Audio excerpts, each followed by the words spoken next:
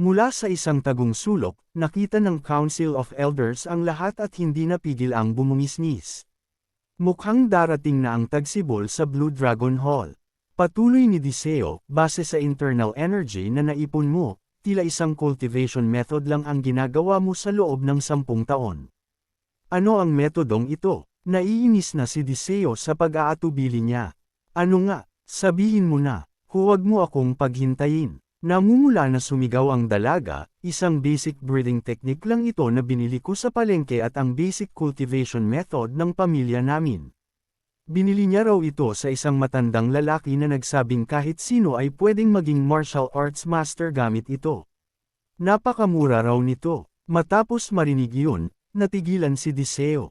Gago ka ba? Sinong nasa tamang isip ang mag-eensayo ng basic breathing technique na halos walang naiipon na enerhiya sa loob ng 10 taon? Bigla, isang maningning na liwanag ang nagsimulang magmula sa kung saan nagtatagpo ang kanilang mga kamay. Alam kong hanggal ito, pero iyon lang ang kaya kong gawin, bulong ni Shu. Magaling ang ginawa mo, sabi ni Diseo. Ang makaipon ng 8 taon na halaga ng internal energy ay nangangahulugang ginagawa mo ang breathing technique na ito araw-araw ng walang pait. Nagsumikap ka ng husto. Nang marinig ito, naiyak ang dalaga. Siyempre, kaya mo itong gawin ng mag-isa. Naintindihan ko. Ang pakikialam ko ay marahil nakakaabala sa iyo. Kung ako ang nasa kalagayan mo, ganoon din ang mararamdaman ko. Kung hindi mo mamasamain, hahayaan mo ba akong tulungan ka? Sa kanyang mga salita, masayang pinunasan ng dalaga ang kanyang luha. Sige, pero sa pagkakataong ito lang. Bigla niyang itinungo ang kanyang ulo. Bilang tanda ng pasasalamat, hahayaan kitang tapikin ang ulo ko kahit isang beses lang. Hindi nagatubili si Diseo, isang malakas na thwack ang narinig sa maliit nitong ulo na abot hanggang 1 milya ang layo. Kapag ang isang babae ay nag-alay ng tuktok ng kanyang ulo ng ganoon, sinong lalaki ang makakatanggi sa urge na tapikin ito? Natural na instinct lang ito ng lalaki. Pero baka napasobra ako. Gayunpaman, kumpara sa makukuha niya, wala lang ito. Heto ang reward mo. Isang medicinal pill ang ipinasok sa bibig ng dalaga habang wala pa itong malay. Ang kawalan ng pag-asa ay maaaring maging mitya para sumulong, pero maaari rin itong maging mabigat na kadena na hindi mo kayang putulin ng mag-isa. Inalalayan niya ang dalaga, ang kaya ko lang gawin ay pagaanan ang timbang ng mga kade ng iyan para sa iyo. Mapalad ka pa rin. Kahit hindi ka nakapag-ipon ng maraming internal energy, ang iyong pundasyon ay matatag dahil sa 10 taon na walang humpay na pagsasanay. Gagamit ako ng Purple Restoration Pill para punan ang kakulangang iyon. Ang elixir ay pumasok sa kanyang sistema gaya ng ulan matapos ang mahabang tagtuyot, at ang tuyong lupa ay matako na sumipsap sa nutrisyon, nagiging mataba muli. At mula doon, ang mga bagong sibol na puno ng buhay ay nagsimulang mabuo. Kinabukasan, nagising siya. Saan, nasaan ako? Gising ka na. Kwarto ko ito. Manager, bakit ako nandito? Binuhat ka rito ng young master matapos kang mawala ng malay. Ang young master, biglang naging seryoso ang mukha ng manager. Ano ba talagang nangyari sa inyong dalawa kahapon? Sagot ng dalaga na natataranta, well, naghawak kami ng kamay. Naghawak ng kamay, at pagkatapos, tinapik niya ako sa ulo. Naguluhan ang manager. Sandali, anong kinalaman ng paghahawak ng kamay sa pagtapik sa ulo? Oh, pakiusap, huwag po kayong magkamali. Ako po ang nakiusap na tapikin niya ako, kaya huwag po kayong mag-alala.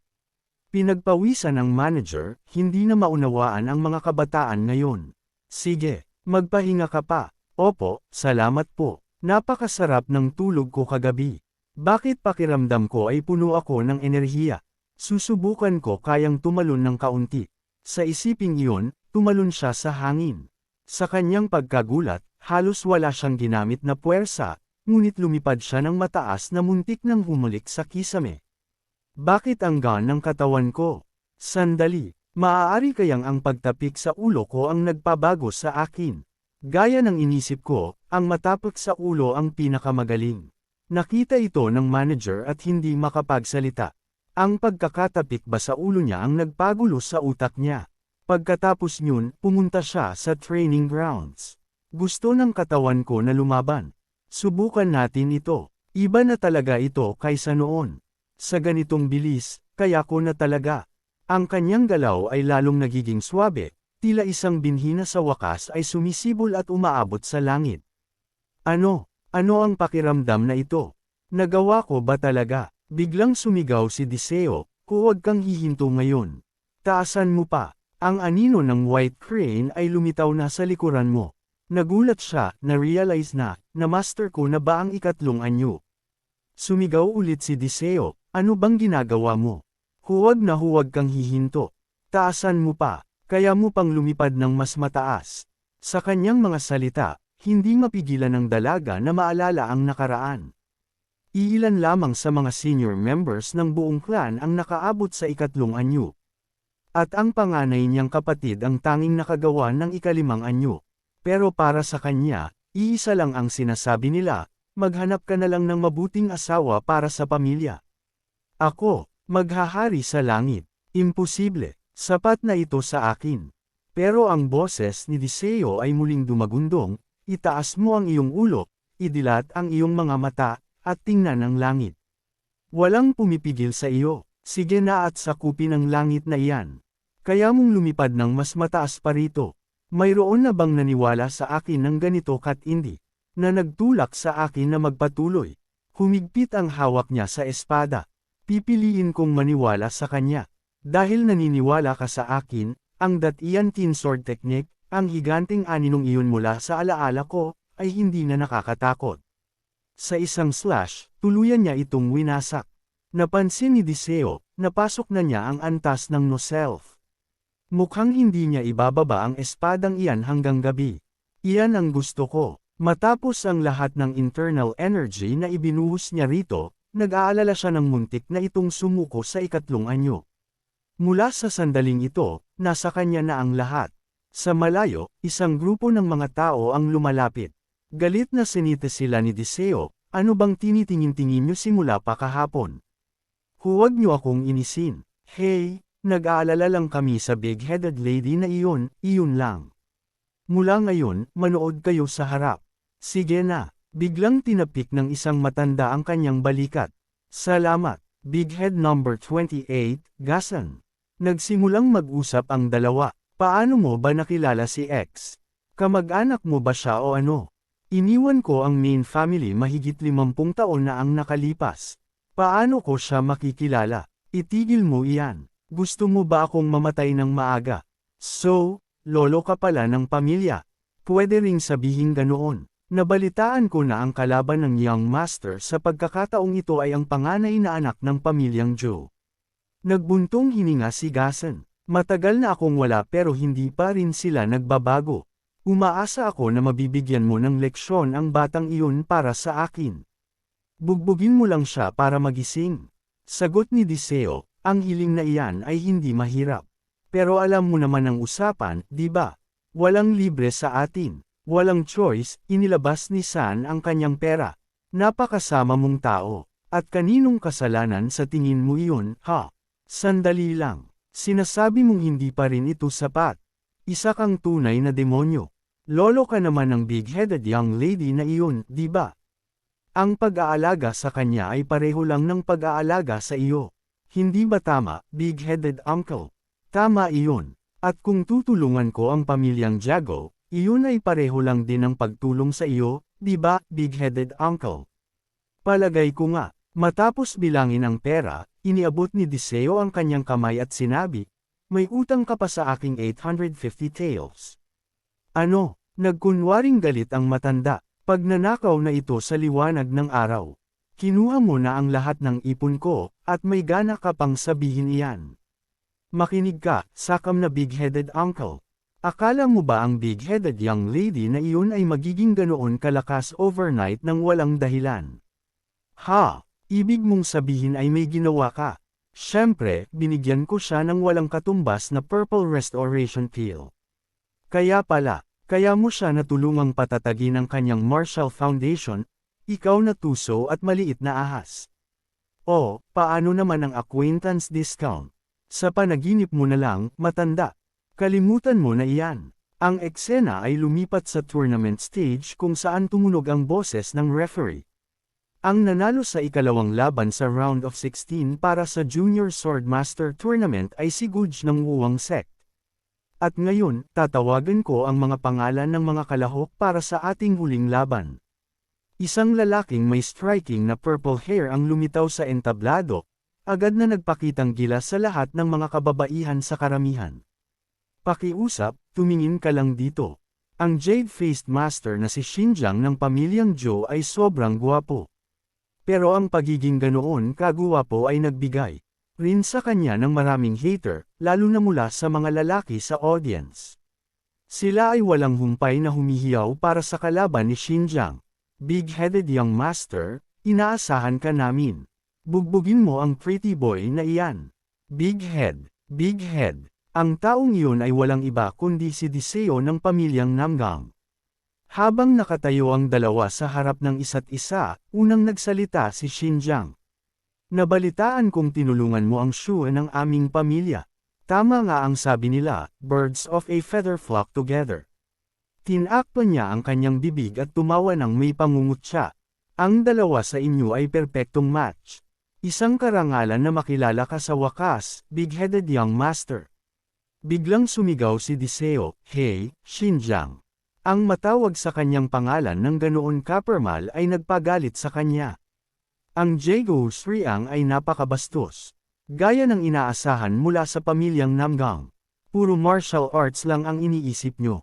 Hindi nyo man lang alam kung paano tumayo ng maayos. Inaasahan ko talaga ito, ngumisi siya. Tingnan natin kung mananatili pa ang ganyang ugali mo matapos kong basagin ang bungo mo. Ang batang ito ay sobrang yabang. Anong ginagawa mo? Hindi mo ba bubunutin ang espada mo? Walang pakialam na sumagot si Diseo, sapat na ito para sa iyo. Matapos ang lahat, sa pagharap sa isang pretty boy na gaya mo, ito lang ang kailangan ko. Nagsimula ang laban. Agad silang sumugod sa isa't isa. Nagpakawala si Xinjiang ng walang humpay na pagsalakay, ngunit ginamit ni Diseo ang kanyang footwork para umiwas. Halatang ang kanyang swordsmanship ay mas mataas kaysa sa matigas na ulong iyon. Hindi ko nasigurado kung parehong Little Heavenly Star Sword technique pa ang tinitingnan natin. Ang lalaki ay lumalaban habang sumusulyap sa mga kababaihan, dahilan upang mamula ang mga ito. Samantala, ang lahat ng mga lalaki ay nanggigil sa selos. Itinigil ni Xinjiang ang kanyang atake at nagsimulang manginsulto. Kung iisipin, itinapon ka rin, di ba? Ang basura ay laging sama-sama sa basura, at palagi nilang niloloko ang sarili nila na sila ay espesyal. Iyan ang eksaktong sinabi ni Sua nang lumapit siya sa akin. Natigilan ako, hindi man lang ako makapagsalita. Tumawa siya, gusto niyang lumaya sa kanyang mga kadena at mamuhay ng sariling buhay. Ang mga walang talento ay laging humahabol sa ganyang mga hanggal na pangarap. Sa sandaling matapos ang labang ito, isasama ko siya. Ang pinakamagandang magagawa ni Sua ay humanap ng angkop na asawa at magbigay ng karangalan sa aming pamilya. Kasabay nito, iwinasiwas niya muli ang kanyang espada kay Diseo. Nasalag ang hampas, at sumagot si Diseo, hindi ka nagkakamali. Gaya ng hinala ko, matapos makita si Sua, pati ikaw ay nakakakita na ng katotohanan. Pero bago niya matapos, pinutol siya ng isa pa. Pero alam mo ba kung ano ang mas kaawa-awa? Ang panuuri ng isang walang talentong nagpapakitang gilas. Nanggigil siya sa galit. Anong sinasabi mo? Ako, narinig mo na ba ang kasabihan? Ang jackal ay umaalulong dahil iniisip niyang walang tigre sa bundok.